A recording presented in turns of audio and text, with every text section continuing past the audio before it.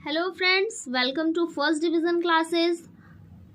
आप लोगों को साइंस के क्लास 9th के वीडियो को मैंने जीवन की मौलिक इकाई को अपने पिछले वीडियो में दिया था। आज हम लोग उत्तक चैप्टर को पढ़ेंगे। ठीक है, उत्तक चैप्टर में कौन कौन से ऑब्जेक्टिव प्रश्न पूछे जा सकते हैं वो मैं आप लोगों को इस वीडियो में दूंगी। क्लियर है? तो चलिए देखते हैं उत्तक चैप्टर में कौन कौन से महत्वपूर्ण प्रश्न आने वाले हैं आप लोगों की परीक्षाओं में। तो पहला प्रश्न है, उत्तक चैप्टर से पहला प्रश्न क्या है? पौधों की लंबाई में वृद्धि किस उत्तक की क्रियाशीलता के कारण होती है? फ्रेंड्स, पौधों की जो लंबाई होती है वो किस पे निर्भर करती है? पौधे आप लोग देखे होंगे कैसे बढ़ते हैं, तो ऊपर से बढ़ते हैं, नीचे से भी बढ़ते हैं, लेकिन वो पार्श्व विभोज्योतक हो जाएगा। ठीक है, ऊपर से जो बढ़ रहे हैं तो वो लंबाई कैसे बढ़ते हैं, वो ऊपर से लंबा होते हैं। ठीक है, नीचे की मैं बात नहीं कर रही हूँ, उनकी लंबाई की में वृद्धि जो होती है वो ऊपर की मैं बात कर रही हूँ। तो ये शीर्षस्थ विभाज्योतक हो जाएगा। किससे हो जाएगा? शीर्षस्थ विभाज्योतक। ठीक है फ्रेंड्स, उत्तक किसे कहते हैं ये आप लोगों का प्रश्न है, इसको आप लोग मुझे कमेंट करके बताइएगा। ठीक है, नेक्स्ट है, किस प्रकार के उत्तकों की क्रियाशीलता के कारण पौधों में वार्षिक वलय बनते हैं? किस प्रकार के उत्तक की क्रियाशीलता के कारण होता है? तो पार्श्व विभज्य उत्तक। इसके कारण क्या होता है?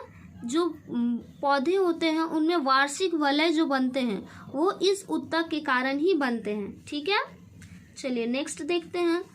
पौधों में जड़ और तने की मोटाई किस उत्तक के कारण होती है? फ्रेंड्स, पौधे की जो जड़ है और तना जो मोटा चौड़ा पतला, भी छोटे पौधे रहते हैं तो पतले रहते हैं, लेकिन जब वृक्ष बनने लगते हैं तो उनका तना मोटा हो जाता है। तो यह किस उत्तक के कारण होता है? तो यह कैम्बियम के कारण होता है। किसके कारण होता है? कैम्बियम के कारण। क्लियर है? नेक्स्ट देखिए, नेक्स्ट क्या है? मृदुत्तक की कोशिकाओं के बीच पाए जाने वाले स्थान को क्या कहते हैं? मृदुत्तक के बीच जो पाए जाते हैं उसको बोलते हैं अंतर कोशिकीय स्थान। क्या बोलते हैं? अंतर कोशिकीय स्थान। नेक्स्ट है, अगला प्रश्न हमारा यह है, जिस मृदुत्तक की कोशिकाओं में हरित लवक पाया जाता है उसे क्या कहते हैं? जिस मृदुत्तक की कोशिकाओं में क्या पाया जाता है? हरित लवक, उसको क्या कहते हैं? तो उसको क्लोरेनकाइमा कहते हैं। क्या कहते हैं फ्रेंड्स?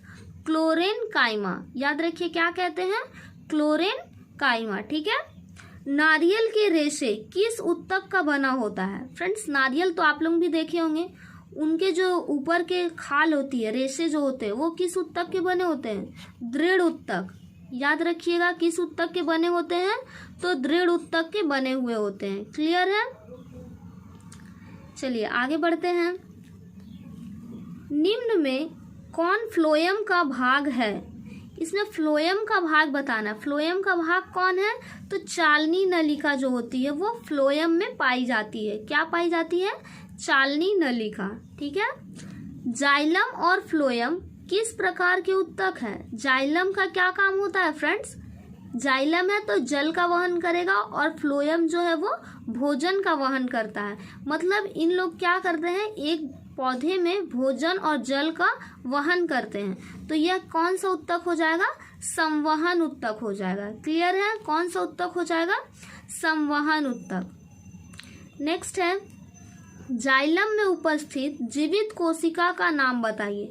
जाइलम में कौन सी कोशिका जीवित होती है? तो जाइलम मृदुत्तक की जो कोशिकाएं हैं वो जीवित होती है इसमें। क्लियर है फ्रेंड्स? नेक्स्ट है, ट्रैकिड्स पाए जाते हैं। ट्रैकिड्स कहाँ पाए जाते हैं? तो ट्रैकिड्स जो है वो जाइलम में पाए जाते हैं। याद रखिए, ट्रैकिड्स कहाँ पाए जाते हैं? तो ट्रैकिड्स जाइलम में पाए जाते हैं। नेक्स्ट है, निम्न में से कौन जाइलम का भाग नहीं है? निम्न में, अब जो ऑप्शन दिया गया है आप लोगों को उसमें बताना है कि जो जाइलम का भाग नहीं है। फ्रेंड्स, मैंने अभी आप लोगों को ऊपर में बताया, ये जो चालनी नलिका है ये तो फ्लोएम का भाग है, तो फट से याद रखना है कि ये जो चालनी नलिका है कि वो तो बताया था कि फ्लोएम का भाग है, तो फट से इसको टिक कर देना है, क्योंकि यहाँ पे क्या पूछा है? जाइलम का भाग नहीं है, तो ये फ्लोएम का भाग होता है, तो इसलिए ये जाइलम का भाग नहीं होगा। क्लियर है? नेक्स्ट, मूंगफली और बादाम के छिलकों में पाए जाते हैं। फ्रेंड्स, मूंगफली तो आप लोग भी देखे होंगे, बादाम भी देखे होंगे, है ना। तो उनका जो छिलका होता है वो उसमें क्या पाए जाते हैं, तो उसमें स्क्लेरिड्स पाए जाते हैं। क्या पाए जाते हैं? स्क्लेरिड्स। क्लियर है।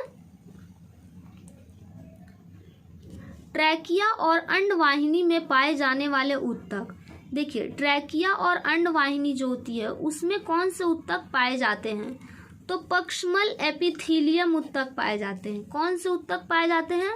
पक्षमल एपिथीलियम ऊतक। फ्रेंड्स, हमारा जो स्किन है, त्वचा जो हमारी है, वो भी एपिथीलियम ऊतक की ही बनी होती है, ठीक है।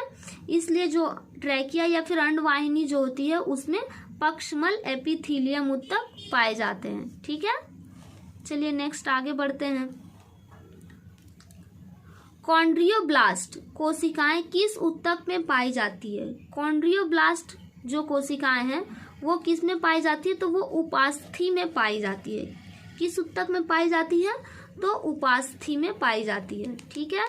नेक्स्ट है, शरीर का बाहरी और भीतरी रक्षक आवरण बनते हैं। फ्रेंड्स, अभी मैंने आप लोगों को ऊपर में ही बताया कि जो शरीर का जो स्किन है या बाहरी आवरण, तो यही है ना, यह किसका बना होता है, तो यह एपिथीलियम ऊतक का बना होता है। याद रहेगा किसका बना होता है? एपिथीलियम ऊतक का, ठीक है। नेक्स्ट है फ्रेंड्स, रैखित पेशी है। रैखित पेशी हमेशा ऐच्छिक होती है। क्या होती है? ऐच्छिक होती है, इच्छा के अनुसार कार्य करती है रैखित पेशियां, ठीक है।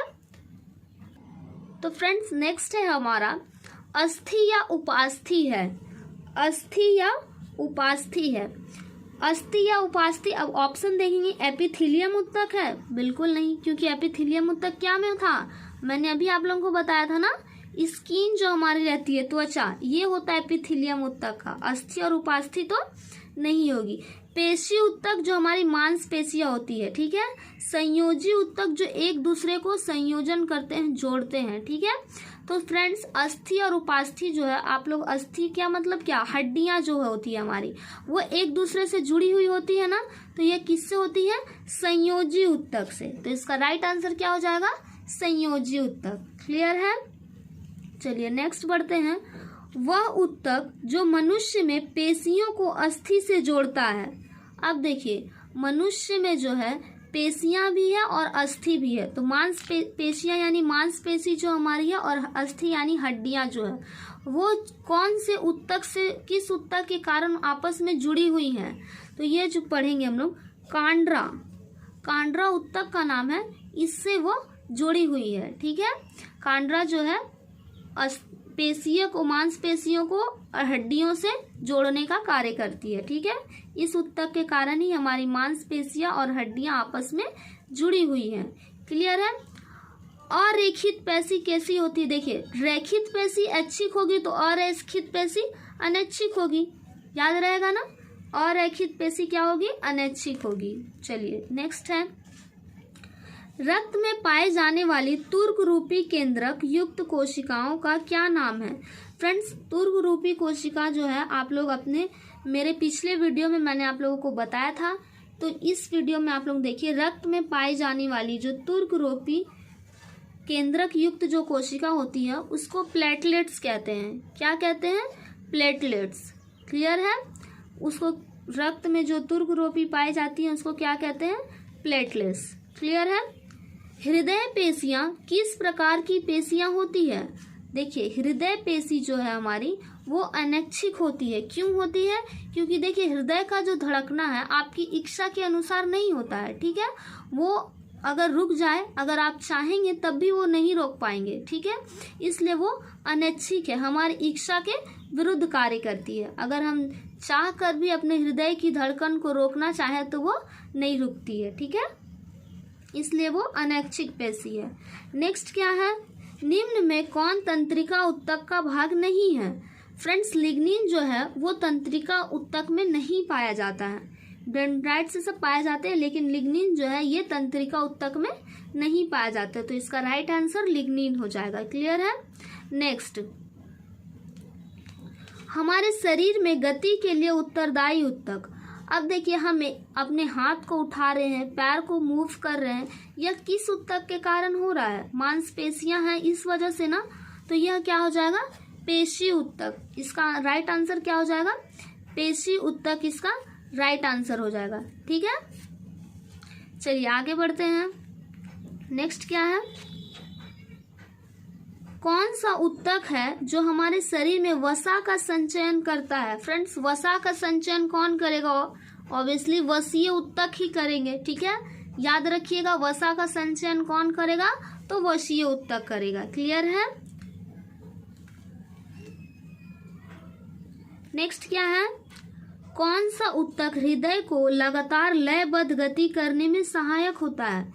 देखिए, कौन सा ऊतक, ये तो हृदय जो थी वो अनैक्षिक पेशी में आ रही थी, लेकिन जो हृदय लगातार जो गति करते हैं वो किस ऊतक के कारण होते हैं? तो हृदय पेशी। किसके कारण होंगे?